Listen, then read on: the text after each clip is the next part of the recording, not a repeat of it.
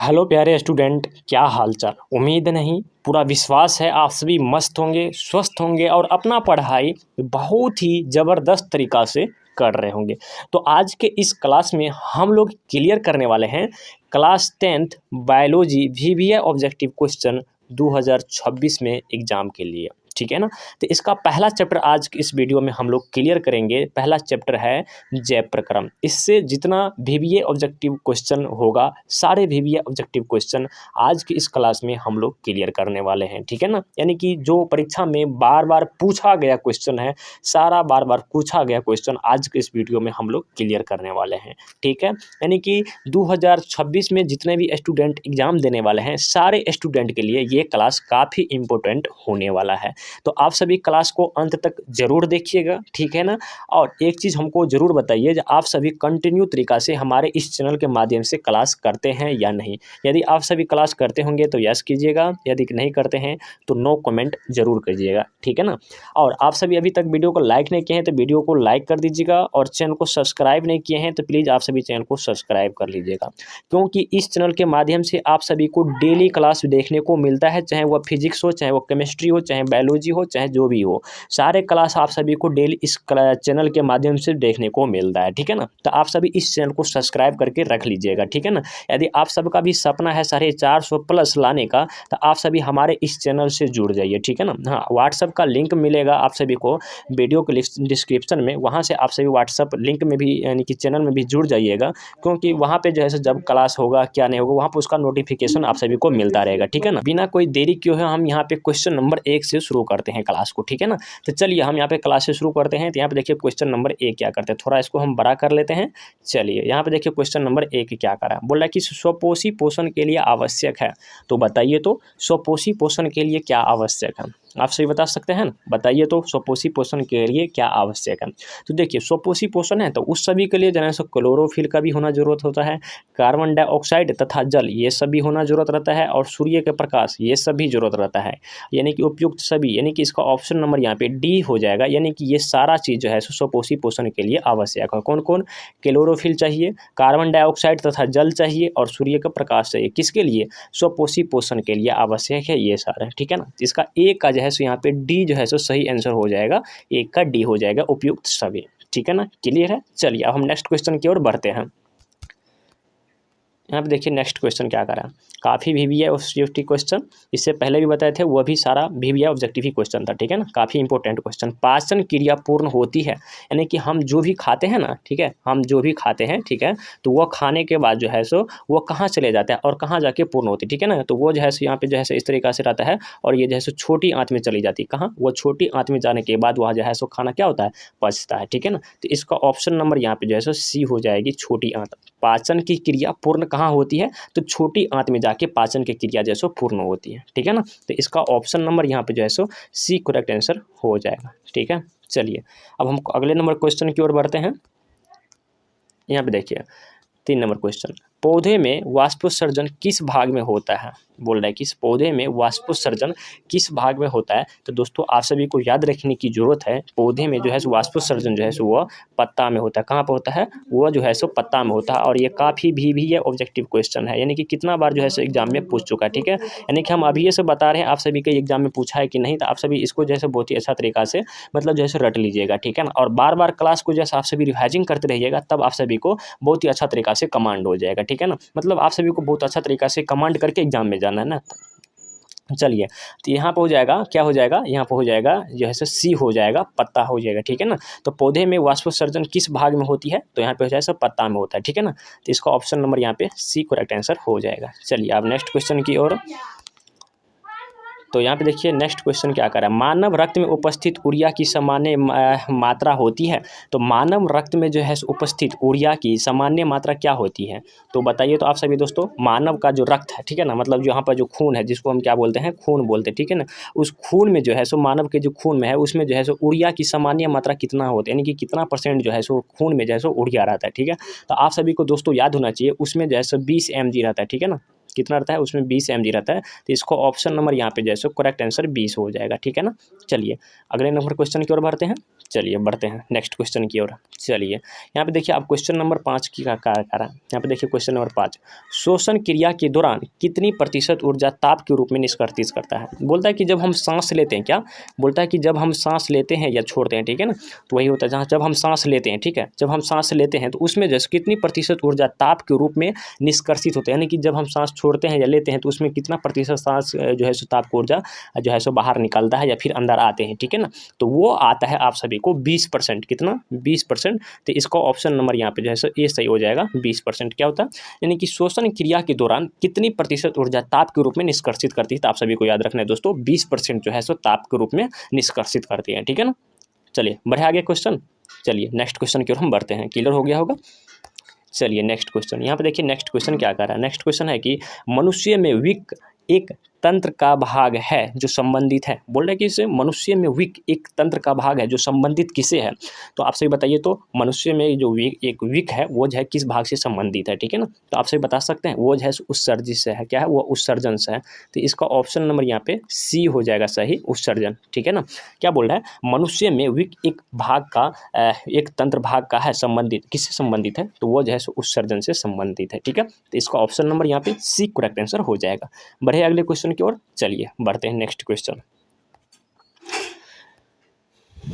यहाँ पे देखिए अगला क्वेश्चन है, पौधे के वायवीय भागों से जल के निष्कर्षण की क्रिया कहलाती है। बोला कि पौधे के वायवीय भाग से, ठीक है ना, तो जल के निष्कर्षण की क्रिया क्या कहलाती है, तो आप सभी बताइए। तो दोस्तों पौधे के वायवीय भाग से जल के निष्कर्षण की क्रिया क्या कहलाती है, ठीक है ना, तो वह कहलाती है वाष्पोत्सर्जन। क्या कहलाती है? वह कहलाती है वाष्पोत्सर्जन। काफ़ी भी ये ऑब्जेक्टिव क्वेश्चन है, आप सभी को याद रखना है, ये कहलाती है वाष्पोत्सर्जन। तो इसको ऑप्शन नंबर यहाँ पे डी जो है सो सही हो जाएगा, वाष्पोत्सर्जन, ठीक है ना। पौधे के बाह्य भाग से जल के निष्कर्षण की क्रिया क्या कहलाती है, तो वाष्पोत्सर्जन कहलाती है, आप सभी को याद रखना है, ठीक है ना। चलिए बढ़ते हैं अगले नेक्स्ट क्वेश्चन की ओर बढ़े।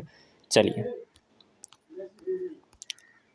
देखिए अगला क्वेश्चन है कि वह प्रक्रम जिसके द्वारा शरीर में ऊर्जा का उत्पाद होता है तो क्या कहलाता है। मान के चलिए वह प्रक्रम जिसके द्वारा शरीर में ऊर्जा का उत्पाद होता है, उत्पाद मतलब बनना, यानी कि मतलब वो कौन सा प्रक्रम है जिसके द्वारा शरीर में जैसे ऊर्जा बनता है, ठीक है ना। तो आप सभी को मतलब ये याद रखनी चाहिए कौन चीज़, ये श्वसन। मान के चलिए अब हम सांस लेंगे उसके बाद ही ना हम जीवित रहेंगे, ठीक है ना। अगर हम सांस नहीं लेंगे तो जीवित नहीं रहेंगे, और जीवित नहीं रहेंगे, जब जीवित रहेंगे तभी जाकर ऊर्जा बनेगा, ठीक है ना। जब जीवित नहीं रहेंगे तो ऊर्जा बनेगा नहीं। तो सीधा सी सिंपल है, मतलब वो प्रक्रम जिसको शरीर में ऊर्जा का मतलब आवश्यकता होता है, यानी कि हम सांस लेंगे उसके बाद ही होगा, ठीक है ना। तो इसका ऑप्शन नंबर यहाँ पे जैसा ये सही हो जाएगा, ठीक है ना। वो प्रक्रम जिसके द्वारा शरीर में ऊर्जा का उत्पाद कराता है तो वह क्या कहलाता है, तो वह कहलाता है श्वसन, ठीक है ना। चलिए नेक्स्ट क्वेश्चन की ओर बढ़ते हैं। चलिए बढ़ते हैं। अगला क्वेश्चन देखिए क्या कर रहा है, बोल रहा है कि कौन सी क्रिया सभी जीवों के लिए अनिवार्य है, यानी कि बोल रहा है कौन सी क्रिया जो है सभी जीवों के लिए अनिवार्य है, चाहे वो मनुष्य हो, चाहे वो जानवर हो, सभी के लिए जो है सो अनिवार्य है। तो दोस्तों आप सभी को मतलब याद रखने की जरूरत है, और एक तो आप अपने तरह से भी सोच सकते हैं। अगर हम मान के चलिए अगर सांस नहीं लेंगे तो हम जीवित रह ही नहीं सकते हैं, चाहे वह जानवर ही क्यों ना हो। अगर जानवर अगर सांस नहीं लेंगे तो वह भी क्या होंगे, जीवित रह ही नहीं सकते हैं, ठीक है। तो इसी कारण जो है सो शोषण जो है सो वह क्या होगा, शोषण का मतलब होता है सांस लेना तथा छोड़ना, ठीक है ना। तो शोषण क्या होता है, शोषण मतलब यानी कि शोषण है, इसका जो है सो सही आंसर हो जाएगा शोषण, यानी कि शोषण ही है जिसके द्वारा जो सभी जीव जो है सो क्या होगा, अनिवार्य तरीका से जीवित रहेगा, ठीक है ना। तो सभी जीव के लिए आवश्यक है, ठीक है। चलिए तो इसका ऑप्शन नंबर यहाँ पे सी हो जाएगा शोषण। नेक्स्ट क्वेश्चन की ओर हम बढ़ रहे हैं। तो चलिए नेक्स्ट क्वेश्चन यहाँ पर है, देखिए नेक्स्ट क्वेश्चन बोल रहा है कि मैग्नीशियम पाया जाता है। तो दोस्तों आपसे बताइए तो मैग्नीशियम जो है सो कहाँ पाया जाता है, तो आप सभी बता सकते हैं मैग्नीशियम जो है सो कहाँ पाया जाता है। तो मैग्नीशियम पाया जाता है, वो पाया जाता है क्लोरोफिल में। कहाँ पाया जाता है, तो आप सभी को याद रखने की जरूरत है, ये जो है सो पाया जाता है क्लोरोफिल में, ठीक है। तो इसका ऑप्शन नंबर यहाँ पे जो है सो ए हो जाएगा, क्लोरोफिल हो जाएगा, ठीक है ना। और एक चीज़ याद रखना है, क्लोरोफिल का रंग कैसा होता है, तो क्लोरोफिल का रंग जो है सो वह हरा होता है। क्या होता है, क्लोरोफिल का रंग कैसा होता है, तो क्लोरोफिल का रंग जो है हरा होता है, ठीक है ना। आप सभी को याद रखने की जरूरत है। चलिए नेक्स्ट क्वेश्चन की ओर हम बढ़ रहे हैं। तो नेक्स्ट क्वेश्चन देखिए हमारा क्या कह रहा है, यहाँ पे देखिए नेक्स्ट क्वेश्चन है कि मानव हृदय में पाए जाते हैं। तो मानव हृदय में क्या पाए जाते हैं, तो दोस्तों इससे पहले भी जब हम बायोलॉजी का ऑब्जेक्टिव बताए थे तो उसमें आप सभी को बताए थे।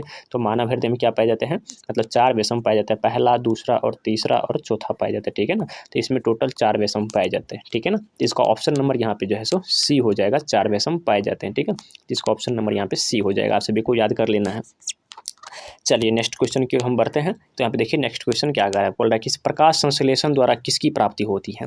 जब प्रकाश संश्लेषण होता है तो उसमें जैसे किसकी प्राप्ति होती है।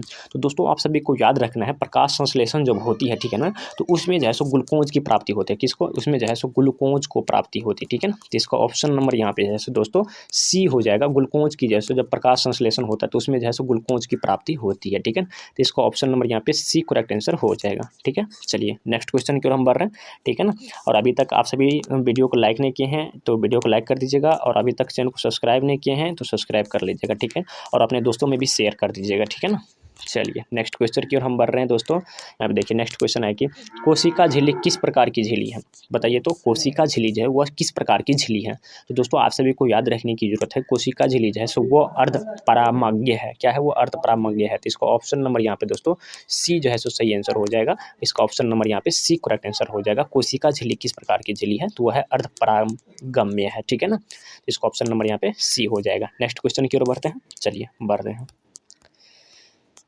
यहाँ पे देखिए नेक्स्ट क्वेश्चन क्या कर रहा है, बोल रहा है कि मानव में डायलिसिस की थैली है। बताइए तो दोस्तों मानव में जैसे डायलिसिस की थैली है, तो आप सभी बताइए तो मानव में जैसे डायलिसिस की थैली वो होता है नेफ्रॉन। क्या होता है, वो होता है नेफ्रॉन होता है, ठीक है ना। तो इसका जो है सो यहाँ पे दोस्तों ऑप्शन नंबर यहाँ पे जो है सो ये हो जाएगा नेफ्रॉन, ठीक है ना।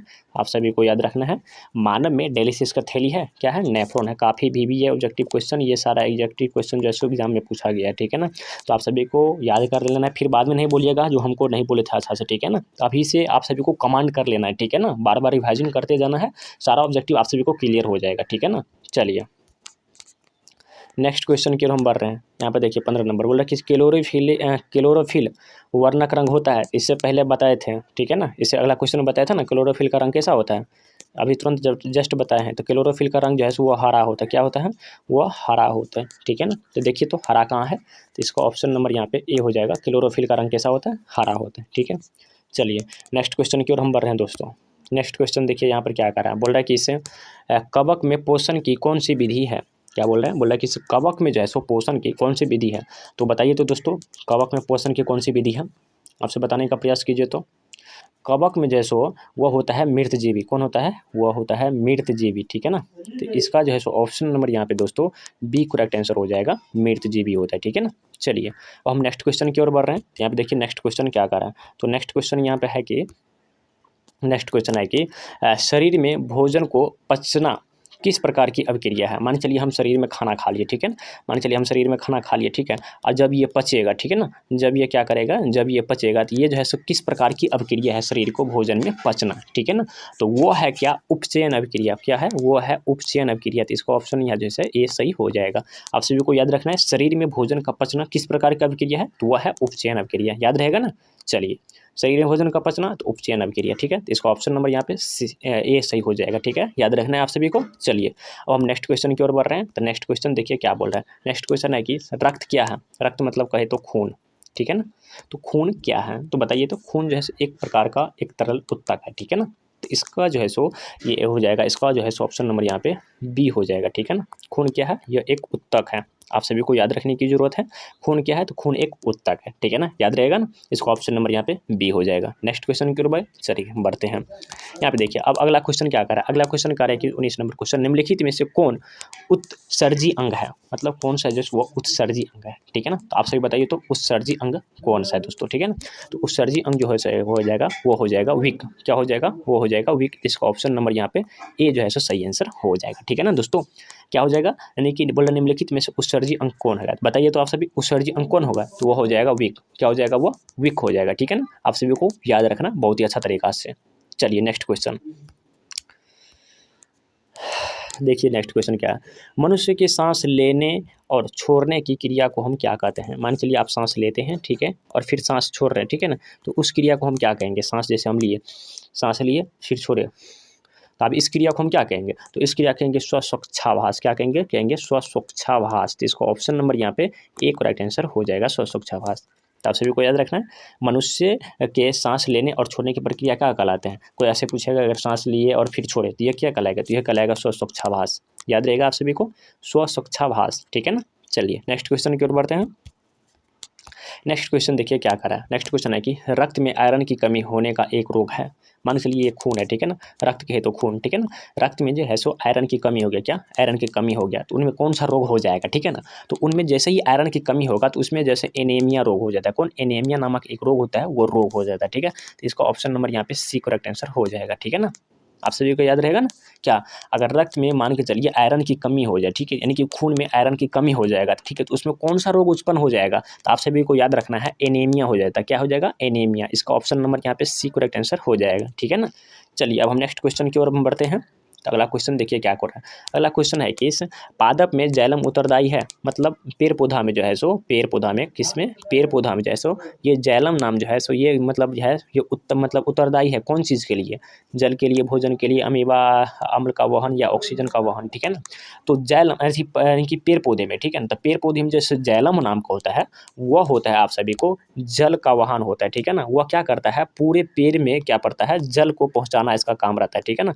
पूरे पेड़ में जो है सो जल का पहुँचाना काम रहता है, किसका, जाइलम जैसे ही कहे तो पेड़, और फ्लोएम कहे क्या, फ्लोएम कहे, जैसे ही फ्लोएम कहे तो इसमें जो है सो खाना उसको पहुँचाना पड़ता है, क्या, इसमें जल और इसमें खाना पहुँचाना पड़ता है, ठीक है ना।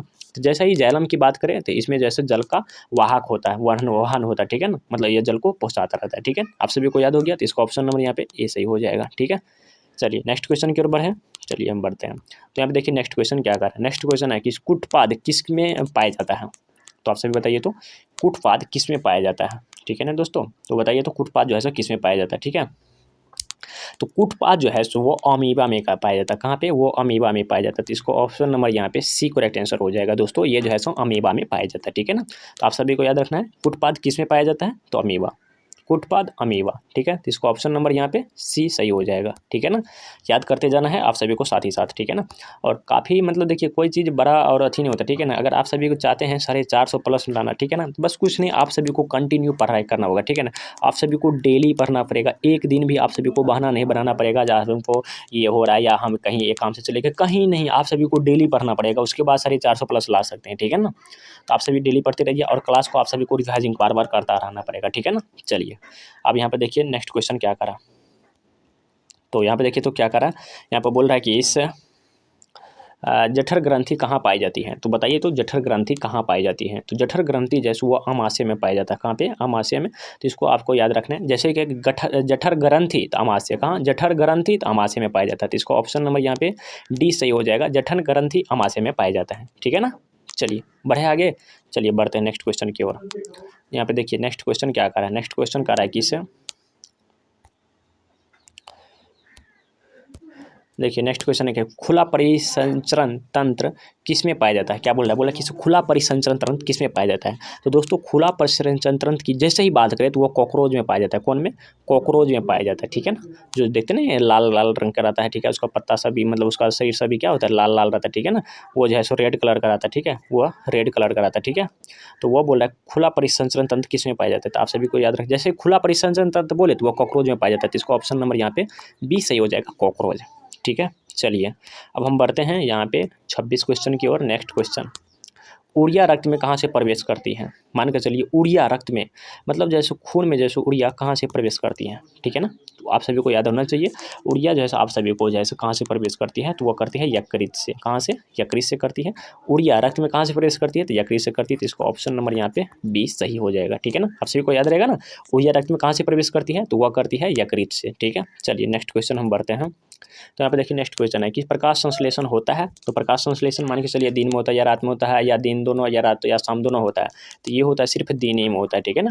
मतलब दिन रहेगा तब ना, मान के चलिए ये सूर्य है, ठीक है ना, ये क्या है, सूर्य है, और इससे जैसे ही प्रकाश निकलता है, ठीक है ना, उसके बाद जाके ये प्रकाश संश्लेषण की क्रिया होता है। और ये प्रक्रिया मात्र दिन ही में हो सकता है, ठीक है, रात में हो ही नहीं सकता, ठीक है ना। तो प्रकाश संश्लेषण की क्रिया कब होती है, तो दिन में होती है। तो इसका ऑप्शन नंबर यहाँ पे बी करेक्ट आंसर हो जाएगा, दिन, ठीक है।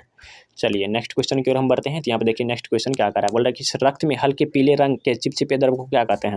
मान के चलिए खून है, ठीक है, उसमें जो है सो क्या हो जाएगा, हल्के पीले रंग के चिपचिपे हो जाएगा, ठीक है। तो उसमें हम क्या कहेंगे, उसको हम क्या बोलते हैं, ठीक है ना। तो वो हो जाएगा प्लाज्मा, क्या हो जाएगा, वो हो जाता है प्लाज्मा। तो इसको ऑप्शन नंबर यहाँ पे ए हो जाएगा, प्लाज्मा। क्या, रक्त में यानी कि खून में हल्के रंग के चिपचिपे हो जाएगा, क्या होगा, वो प्लाज्मा होगा, ठीक है ना।